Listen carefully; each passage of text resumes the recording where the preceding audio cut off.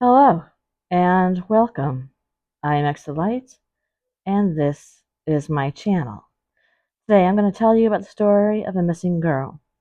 Her name is Laureen Ann Rahn, and she went missing on either April 26th or 27th in 1980, and at that time she was 14 years old.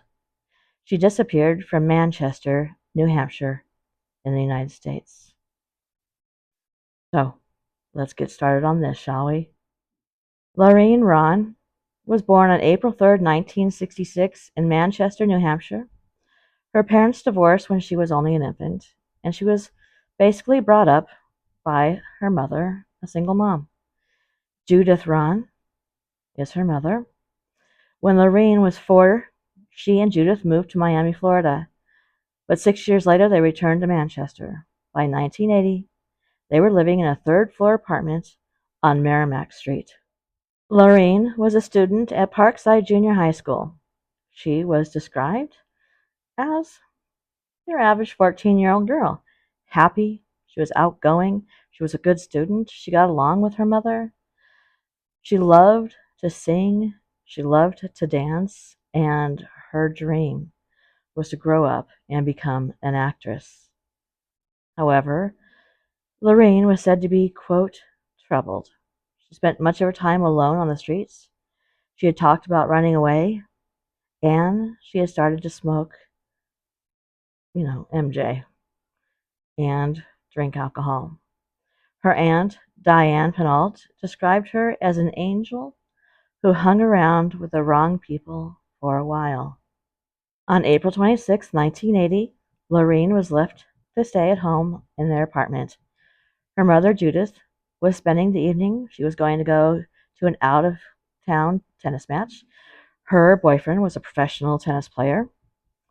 Laureen, who was on spring break at the time, usually attended the matches with her mom, but she decided to stay home this time. And before you say anything, let's remember that this was the 1980s.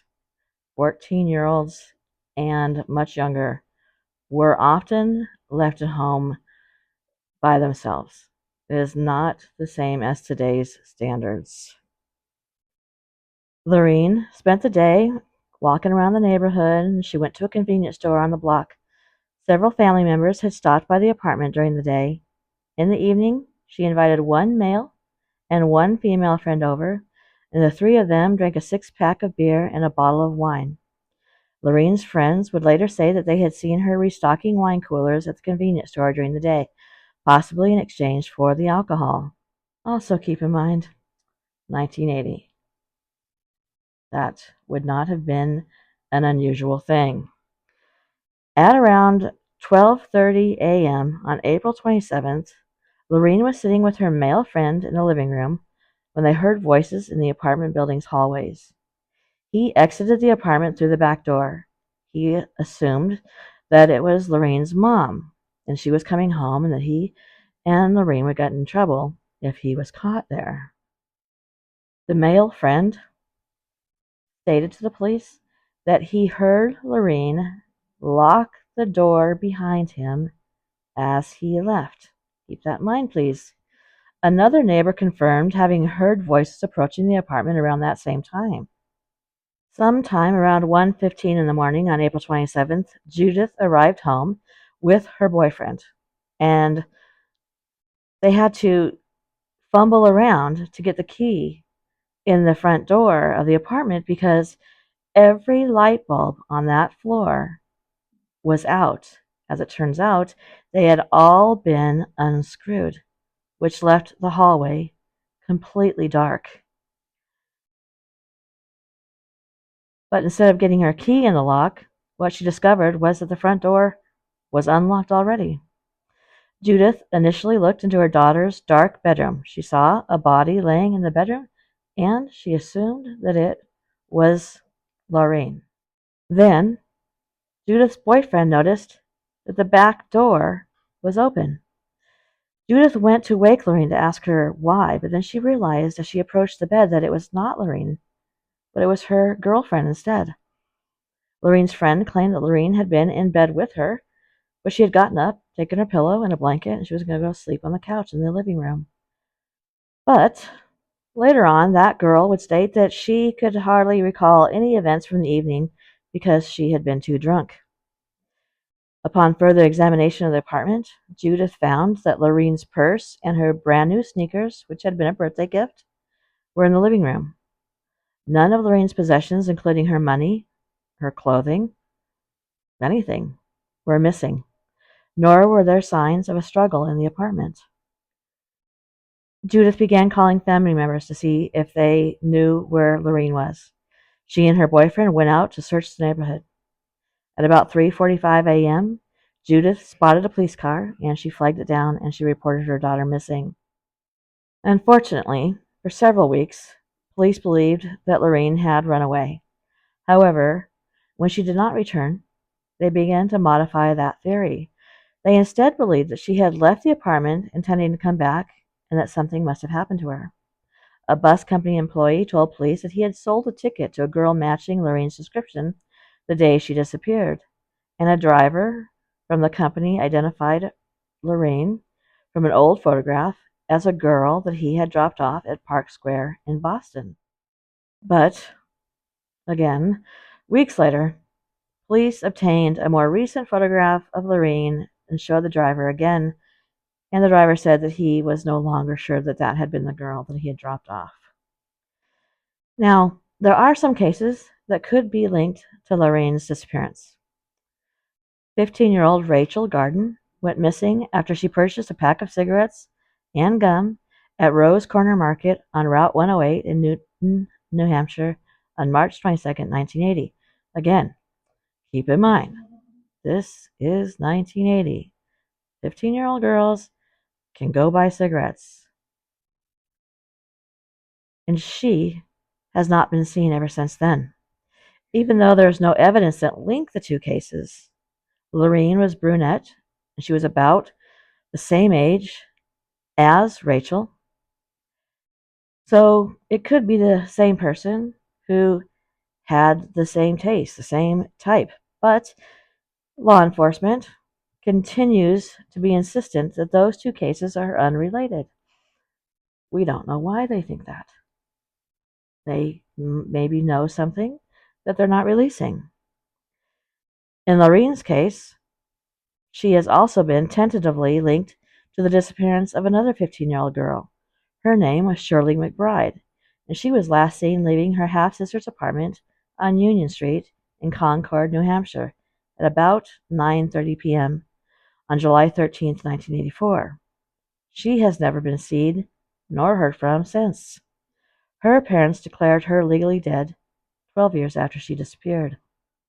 And then, 6 weeks after Lorraine's disappearance, Denise Denault, who was a 25-year-old woman who lived just 2 blocks from Lorraine's residence, went missing from a bar in Manchester. Decades later, police determined that suspected serial killer Terry Peter Rasmussen was living in the area under the pseudonym of Bob Evans. One of those 4 female victims turned out to be Rasmussen's own biological daughter. Rasmussen was also linked to the death of Elizabeth Lamott, who was 17 years old. She disappeared from Manchester, New Hampshire on April 6, 1984. She was last seen at a youth development center, and her naked body was found southbound at the Geraldstown, Tennessee exit on Interstate 81. She had been beaten and stabbed, and the medical examiner determined that she had died from a blow to her head.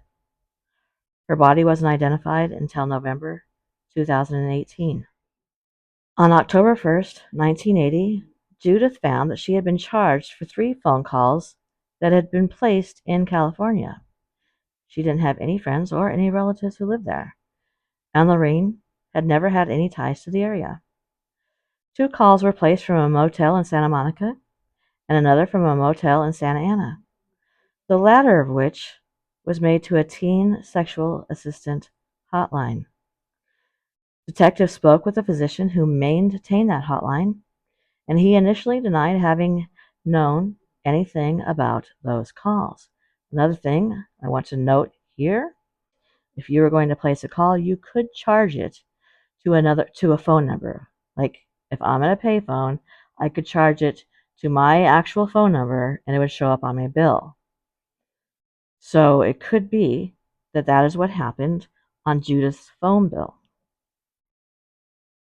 5 years later, in 1985, Carol Jensen, an investigator for the Organized Wings for Children, called that doctor and he changed his story.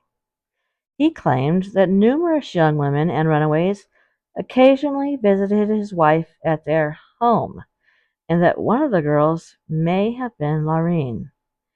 He also stated that Annie Sprinkle, a sex educator and former pornographic actress who actually knew his wife, might have information regarding Laureen's disappearance and those of some other runaway girls.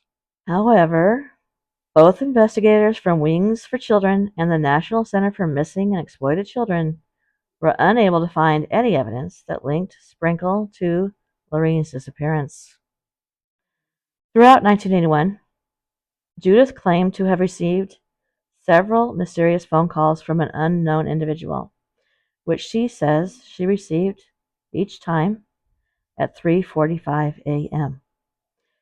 During these calls, Judith claimed that the caller never spoke. If you remember, I told you earlier that it was approximately 3:45 a.m. when Judith and her boyfriend had flagged down that police officer and reported her daughter missing. Those phone calls continued to Judith for several years, and they always picked up in frequency around Christmas. The calls eventually did stop because Judith changed her phone number several years after Laureen disappeared. Laureen's aunt said that some girl would call their house on occasions after Laureen disappeared. A young girl would call their family, the Roy family, and ask to speak to Janet Roy's son, Michael. Whenever Michael picked up the phone, the call went silent. Janet believed that the caller might have been Laureen because she would refer to Michael as Mike, and she was the only person to ever refer to Michael as Mike. It was her nickname for him. Carol Jensen then visited California in 1986, and she located the motels from which the October 1980 phone calls had been placed and charged to Judith's phone bill. She discovered that one of the motels may have been used as a filming location by a child porn filmer known as Dr. Z, but Jensen was unable to link Dr. Z to that hotline. The same year, a childhood friend of Lorraine's named Roger Moraes received a phone call from a woman who claimed to be Lori or Laureen. Moraes' mother answered the phone call and stated that the woman claimed to her to be Laureen, stating that she was her son's former girlfriend. The two had dated when they were 12 years old. Now, just out of curiosity, I'm going to ask, could it be that somebody had taken Lorraine and back in the day you had to memorize phone numbers? Is it possible that this was one of the few phone numbers that she could remember? This boy that she had dated when they were 12 years old. Is that possible? I saw somebody on Reddit say, well, she could get to a phone. Why didn't she call 911? Keep in mind, there was no such thing as 911 in 1980. In 1981, after the October 1980 phone call started, A close friend of Laureen's aunt, Jo Beth Swanson, said that she saw her at a bus terminal in Boston. This sighting remains unconfirmed. Another unconfirmed sighting occurred in 1988, when a witness claimed to have seen a sex worker in Anchorage, Alaska, who matched Laureen's description. In the late 1980s, Judith, Laureen's mother, remarried. She moved to Florida. She has stated that she believes that her daughter ran away and placed the phone calls from California in October 1980. The unnamed male friend who was drinking alcohol with Laureen that night she disappeared, he committed suicide in 1985. Law enforcement officers never considered him to be a suspect in her disappearance. Investigators assigned to Laureen's case have stated that they believe foul play is involved. So, what do you believe? Could she have been trafficked? I watched a documentary. Those of you who know me are not going to be surprised to hear that. About sex trafficking circuits. And they go from California, Las Vegas, Florida, Alaska. And so could she have been put on the circuit? Made phone calls from California, been seen in Alaska. Or is she a victim of a serial killer who was killing girls and one older young female who looked exactly like Laureen? If that be the case. If you know anything, have heard anything, have heard of anybody talking about something that's suspicious, it doesn't matter.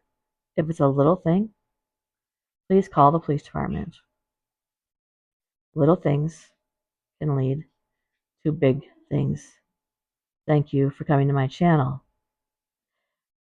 One more thing. Please give this video a thumbs up.